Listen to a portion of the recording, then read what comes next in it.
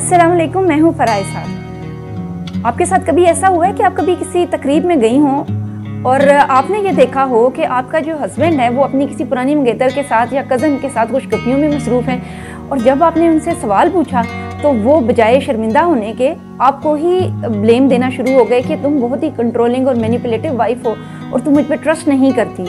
और उसके नतीजे में आपको उल्टा माफ़ी मांगनी पड़ी हो। ऐसी बहुत सी सिचुएशंस हैं, सिर्फ हस्बैंड वाइफ रिलेशनशिप में ही नहीं बल्कि हमारी ज़िंदगी के तमाम रिलेशनशिप्स में, चाहे वो वर्किंग रिलेशनशिप है या हमारे घर के आपस के ताल्लुकात हैं, पेरेंट्स और बच्चों का ताल्लुक है, किसी भी रिलेशनशिप में जब ऐसा होता है ना कि आपको कोई फील आ रही होती है, आप कुछ जज्बाती तौर पर कुछ महसूस कर रहे होते हैं, लेकिन जो दूसरा पर्सन है वो आपके इमोशंस को अंडरस्टैंड करने की बजाय आपको ही विक्टिम ब्लेमिंग करनी शुरू कर देता है कि आप दरअसल विक्टिम प्ले कर रहे हैं और आप इनसिक्योर हैं और आप ज़रूरत से ज़्यादा एग्जिजरेट कर रहे हैं, बढ़ा चढ़ा कर पेश कर रहे हैं बात को, और ऐसी कोई बात नहीं है, ये तो बहुत ही नॉर्मल बात है। हमारे कल्चर में तो ये चीज़ बहुत ज़्यादा कॉमन है, यानी कि अक्सर जो वाइफ्स हैं जिनके हस्बैंड इतने सपोर्टिव नहीं होते हैं उनको बार बार ये सुनने को मिलता है कि कोई बात नहीं, ऐसा ही होता है और बस गुजारा करो। तो अक्सर हम बहुत सी जगहों में ऐसा होता है कि हम वाक़तन फंस भी जाते हैं। बहुत से रिलेशनशिप्स हैं जिनको हम चेंज नहीं कर सकते हैं। कुछ पेरेंट्स ऐसे होते हैं जो अपने बच्चों के साथ मैनिपुलेशन का बर्ताव करते हैं, यानी उनकी जो जज्बात हैं उनको वो इनवैलिडेट करते हैं और कहते हैं कि कोई नहीं, बस थोड़े से पक जाओ, ढीठ हो जाओ। हम ऐसे अल्फाज बोलते हैं, कोई बात नहीं, बच्चों को थोड़ा ये करना चाहिए, डांट डपट करनी चाहिए, लेकिन वो डांट डपट नहीं होती है। Some time when we are constantly attacking the self esteem of other person, we are gaslighting. और जो गैस लाइटिंग है वो उसकी इमोशनल सेहत के लिए बिल्कुल अच्छी नहीं है, वो अब्यूज़ में आती है। यानी आप उस पर्सन को एक तरह से जज्बाती तौर पर निशाना बना रहे हैं और वो उसकी सेहत के लिए अच्छा नहीं है, उसकी जज्बाती सेहत के लिए भी अच्छा नहीं है, और वो उसको एक तरह से अच्छा इंसान बनने में कोई मदद नहीं दे रहा, जो कि शायद आप समझ रहे हैं। तो सम टाइम हम खुद भी एक गैस लाइटर होते हैं, हम दूसरों की ज़िंदगियों में जहर घोल रहे होते हैं अनजाने अनजाने में, और हम उनसे आगाह नहीं होते हैं। और सम टाइम हम विक्टिम होते हैं और हमें खुद ये पता ही नहीं होता कि हम विक्टिम हैं। हमें ये लग रहा होता है कि ये जो रवैया है ये बिल्कुल नॉर्मल है और हर जगह बस ऐसा ही होता है। तो आज हम थोड़ी सी इसी टॉपिक के ऊपर बात करेंगे। कम रिसर्च टॉपिक है लेकिन बहुत ही इम्पोर्टेंट है। अच्छा, मैंने आपको ये तो बताया कि गैस लाइटिंग क्या स्ट्रेटजी होती है कि जिसमें आपके इमोशंस को इनवैलिडेट किया जाता है, यानी आप जो महसूस कर रहे हैं आपको ये बताया जाता है कि आपकी फीलिंग्स ही गलत हैं और आप इनसिक्योर हो रहे हैं और आप कंट्रोलिंग हो रहे हैं और आप एग्जिजरेट कर रहे हैं और आप ड्रामाटाइज कर रहे हैं और आप बहुत ही जो है ना ऐसी पर्सनैलिटी के मालिक हैं कि आप हर वक्त एक मेस क्रिएट कर ही रखते हैं, आप हर टाइम एक ड्रामेटिक सिचुएशन क्रिएट कर ही रखते हैं और आप खुद अपने अंदर एक गिल्ट महसूस करना शुरू कर देते हैं। यानी आपको अंदर दो पोल्स डेवलप हो जाते हैं। वन पोल कि आपकी जो फीलिंग है वो हर्ट हुई है, यू आर फीलिंग हर्ट, आपको लगता है कि मेरी जो सेल्फ इस्टीम है, मेरी इज़्ज़त नफ्स मजरूह हुई है। दूसरी तरफ आपको गिल्ट में मुब्तला किया जाता है कि आप जो ये महसूस कर रहे हैं कि आपकी इज़्ज़त नफ्स मजरूह हुई है, ये दरअसल गलत फीलिंग है। इसके नतीजे में आप गिल्ट का शिकार होते हैं। इस तरह आप दो बोझ उठाकर चलना शुरू कर देते हैं। साइकोलॉजी में इस चीज़ को गैस लाइटिंग कहते हैं। हमेशा की तरह जो मैं वीडियो में आपको बताती हूँ, पहले मैं आपको इसकी साइकोलॉजिकल एस्पेक्ट्स बताऊंगी, फिर हम अपने मुस्लिम पर्सपेक्टिव की तरफ जाएंगे। अच्छा, जो सबसे कंटेम्प्रेरी यानी नया काम हुआ है वो है डॉक्टर स्टेरन का। डॉक्टर स्टेरन कर चलना शुरू कर देते हैं। साइकोलॉजी में इस चीज़ को गैस लाइटिंग कहते हैं। हमेशा की तरह जो मैं वीडियो में आपको बताती हूँ, पहले मैं आपको इसकी साइकोलॉजिकल एस्पेक्ट्स बताऊंगी, फिर हम अपने मुस्लिम पर्सपेक्टिव की तरफ जाएंगे। अच्छा, जो सबसे कंटेम्प्रेरी यानी नया काम हुआ है वो है डॉक्टर स्टेरन का। डॉक्टर स्टेरन कैलिफोर्निया यूनिवर्सिटी के प्रोफेसर हैं, उन्होंने काफ़ी इसके ऊपर काम किया हुआ है। कुछ पैटर्न्स वो ना आप बताएंगे कि आपको ये अगर आपने आइडेंटिफाई करना है ना कि आप अब्यूज़ का शिकार हैं या नहीं, उस हवाले से उन्होंने एक चेक लिस्ट बनाई है, वो मैं आपके साथ शेयर करती हूँ। अगर आपको ऐसा लगता है कि आपकी जो राय है अपने बारे में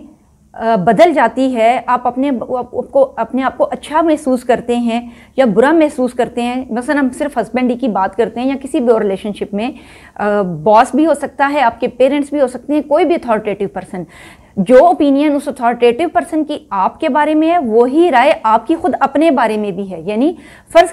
करते हैं कि मैं एक वाइफ हूँ और मेरे जो हस्बैंड है वो मुझे कहते हैं कि तुमने ये जो रेड कलर पहना हुआ है ये तुम पे बिल्कुल सूट नहीं करता, और मैं फ़ौरन से जाती हूँ और झट से कपड़े बदल के आती हूँ और इनसिक्योर हो जाती हूँ कि पता नहीं ये नहीं मेरे पे अच्छे नहीं लग रहे हैं, ठीक है। तो ये इसका मतलब, लेकिन अदरवाइज़ मुझे रेड कलर बहुत पसंद है और मैं थोड़ी देर पहले बहुत खुश थी कि मैंने एक अच्छा खिला हुआ रंग पहना है। तो इसका मतलब है कि मैं गैस लाइट की गई हूँ, ठीक है। ये एक एब्यूजिव रिलेशनशिप आएगा। दरअसल you are trying to take validation from other, आप दूसरे लोगों की तरफ देख रहे हैं कि जो चीज़ें वो अप्रूव करते हैं या डिसअप्रूव करते हैं आपके बारे में, वो आपकी अपनी पर्सनल लाइफ के अंदर चेंजेस लेकर आ रही हैं, आपकी पर्सनल ओपिनियन के ऊपर मैटर कर रही हैं, आपकी सेल्फ एस्टीम उसके साथ जुड़ी हुई है। अगला पॉइंट है, जब आपको प्रेज किया जाता है उस पर्सन से जो कि आपको मैनिपुलेट कर रहा है ना, जब आपको उससे प्रेज मिलती है तो आपको बहुत ही ज़्यादा अच्छा महसूस होता है और आपको आउट ऑफ वर्ड से फीलिंग आती है। यानी आपकी जो खुशी है वो डिपेंडेंट हो गई है उस पर्सन की जो रिमार्क्स हैं उनके ऊपर। तीसरी बात है कि कोई भी छोटी छोटी चीज़ें जो ख़राब होने वाली होती हैं आपकी ज़िंदगी में, जो उनके बारे में आप फ़िक्रमंद रहते हैं। मसलन आप वाइफ हैं तो आपको ये फ़िक्र है कि आज हांडी में नमक तेज़ ना हो जाए, अगर नमक तेज़ हो गया ना तो मम्मी के अब्बा आके बहुत नाराज़ होंगे। या फिर अगर आप हस्बैंड है तो आपको ये लगता है कि आज मैं 15 मिनट में लेट हो गया और दोस्तों के पास बैठ के आना हो तो मेरी बीवी ने जाके मेरी वो बेइज्जती करनी है ना। यानी आपकी जो टाइम रूटीन है और आपकी डेली एक्टिविटीज़ हैं वो इतनी ज़्यादा इफ़ेक्ट हो रही हैं कि आपको ये लगता है कि जो छोटी छोटी मिस्टेक्स आप करेंगे वो बहुत ही बड़े डिज़ास्टर लेकर आ सकती हैं आपकी लाइफ में, और आपकी लाइफ रूटीन उसी को ही, उस पर्सन की प्लीजिंग में ही, उसको खुश करने में ही आपका वक्त गुजर रहा है। अच्छा, अगला पॉइंट है, आपने कोई छोटा सा डिसीजन भी लेना है तो आप देखते हैं कि वो पर्सन जब तक उसको अप्रूव नहीं करता तो तब तक आप उसको अपनी ज़िंदगी में इम्प्लाई नहीं कर सकते हैं। मसलन अगर आपकी वाइफ एक गैस लाइटर है और आपको मैनिपुलेट करती है और आपको अपनी माँ के पास जाने से या मिलने से रोकती है और आप नहीं जा रहे हैं क्योंकि आपकी वाइफ इतनी नाराज़ होती है और वो इतना गुस्सा कर सकती है कि आपके पास कोई चारा ही नहीं उसकी बात मानने के अलावा, आप खुद से पर्सनली एक छोटा सा डिसीजन नहीं ले सकते हैं, तो आप गैस लाइट का शिकार हो रहे हैं। अगली बात है कि आपको बार बार क्या अपनी फैमिली और फ्रेंड्स में और लोगों के बीच में माफ़ी मांगनी पड़ती है और आप शर्मिंदा होते हैं सोशल सेटिंग्स में और लोगों के बीच में कि आपकी जो वाइफ है या आपके जो पेरेंट्स हैं या बॉस हैं उनका रवैया इस कदर एम्बैरेसिंग है कि जो आपको भी अक्सर शर्मिंदा किए रखता है। तो भी समझ लें कि आप गैस लाइटिंग का शिकार हो रहे हैं। आपको ऐसा लगता है कि आपकी ज़िंदगी में खुशी जो है वो ख़त्म हो रही है और आप बहुत ही हेल्पलेस महसूस करते हैं, आप हेल्पलेसनेस का या बेबसी का शिकार होना शुरू हो गए हैं। तो भी आपने एक दफ़ा देखना है कि आप कहीं गैस लाइटिंग का शिकार तो नहीं है। इस तरह से ये चेकलिस्ट है, इससे ज़्यादा भी पॉइंट्स हो सकते हैं, लेकिन हमारे ज़हन में एक थोड़ी सी पिक्चर बनती है कि किस तरह से गैस लाइटिंग हमारी लाइफ के ऊपर असरअंदाज होती है।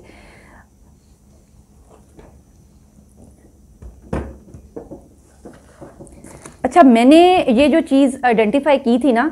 पिछले दिनों एक कौन सा चैनल है पाकिस्तान का, उसके ऊपर एक ड्रामा चल रहा था जिसमें एक हस्बैंड है वो बड़ा अजीबो-गरीब किस्म का एब्यूजिव था और उसकी जो वाइफ है वो हर किस्म का एब्यूज़ सहती है। वो कभी उसके ऊपर पानी डाल रहा है, कभी वो उसकी दादी फोत होती है तो उसको मतलब इस किस्म के रेड कलर के कपड़े पहना के ले जाता है, कभी वो लोगों के सामने और होता है और उसके साथ उसका रवैया और होता है, और वो अपनी पर्सनल इनसिक्योरिटीज़ और बचपन के ट्रॉमास जो हैं वो अपनी बीवी के ऊपर इंड्यूस कर रहा होता है। लोगों ने बड़ी बैड कमेंट्स उसके लिखे हुए थे कि मतलब इस किस्म के ड्रामास दिखाने की क्या तुक है, लेकिन मैं ज़हन में एकदम से स्ट्राइक किया कि ये गैस लाइटिंग है और समहाउ उस पैमाने पे तो नहीं जितना उन्होंने इस ड्रामे में यकीनन एग्जीजरेट किया था, उतना तो नहीं, लेकिन बहुत ज़्यादा हमारे माशरे में ये चीज़ पाई जाती है क्योंकि हम ये चाहते हैं कि लोग एक जो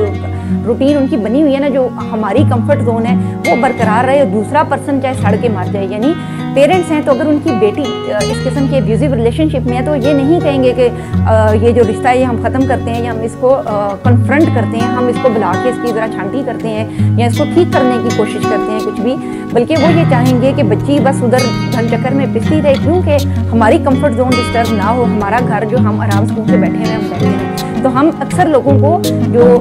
ऐसी शिकायत करता भी नज़र आता है ना, तो हम उसको कहते हैं शुक्र किया करो अल्लाह मियाँ का, तुम्हारे ऊपर इतनी करम नवाजी है, और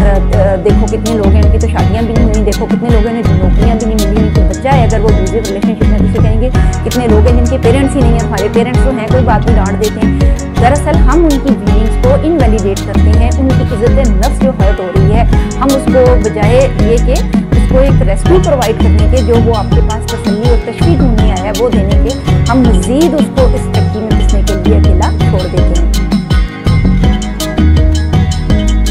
अच्छा, ये तो हमने कुछ बातें की गैस लाइटिंग के ऊपर, जो कि साइकोलॉजिकल पॉइंट ऑफ व्यू से थी। हमारे जो मुस्लिम पॉइंट ऑफ व्यू है उसमें इसके हवाले से जो पर्सपेक्टिव पाई जाती है वो बहुत ही ज़्यादा पुरुमीद और ऑप्टिमिस्टिक है। इस्लाम बिल्कुल आपको ये सपोर्ट नहीं करता कि आप एब्यूजिव रिलेशनशिप्स में अपने आप को डाली रखें। आपको पता है कि जो बदला है उसको जो है ना, एक मुस्लिम शरिया में एक मुस्तनद हैसियत हासिल है कि अगर किसी ने आपको थप्पड़ मारा है तो आप भी उसको उसी स्ट्रेंथ के साथ थप्पड़ मार सकते हैं। ये कोई नहीं कहा गया कि बास को नहीं मार सकते और किसी को नहीं। अगर किसी ने आपकी हक तलफी की है, आपका राइट छीनने हुआ है, आपको आपकी सेल्फ एस्टीम हर्ट की गई है, तो आपके पास पूरा राइट है कि आप भी उसको ऐसी का जवाब तैसी से दें। तो आप बिल्कुल इस चीज़ को टॉलरेट नहीं करेंगे as a Muslim point of view से। इसी तरह से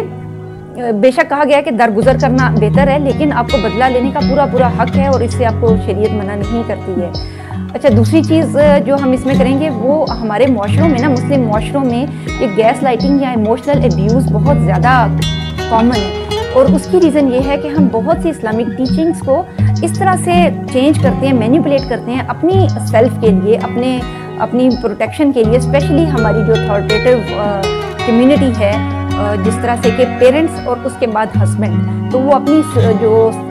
सबऑर्डिनेट क्लास है उसको गैस लाइट करते हैं कि मसलन ये कहा जाता है कि बस मियाँ को नाराज़ नहीं करना, बस कुछ भी हो जाए मियाँ को नाराज़ नहीं करना। अब वो बाहर ज़िना करके आ रहा है, वो बाहर रिश्वतस्तानी करके आ रहा है, वो बुराइयों में मुब्तला है, वो बाहर जाके शराब नोशी कर रहा है या उसमें कोई भी बुराइयाँ हैं, तो वो नहीं, बस तुम मियाँ की खिदमत करती रहो। और उनको इस तरह से मिसालें अगर हम देंगे तो वो हेल्दी एग्जाम्पल्स नहीं होंगी। इसी तरह से इवन अगर हम वाइफ के सेटअप में भी देखें कि अगर कोई बीवियाँ हैं जो हर किस्म की ख़राबी कर रही हैं,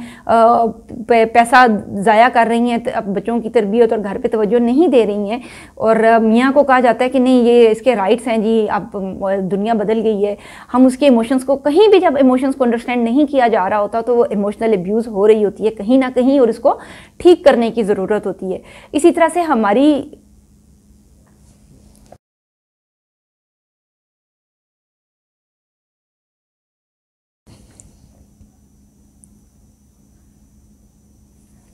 इसी तरह से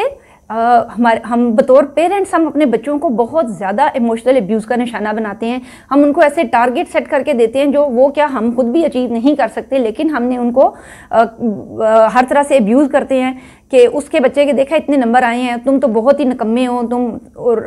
तुम कुछ भी नहीं कर सकते ज़िंदगी में। इस तरह हम उसको उसकी इमोशनल वैलिडेशन हमेशा डैमेज करते रहते हैं और हम ये समझते हैं कि हम गुड पेरेंटिंग कर रहे हैं। इस तरह से हमारे माशरे में जो एक तरह से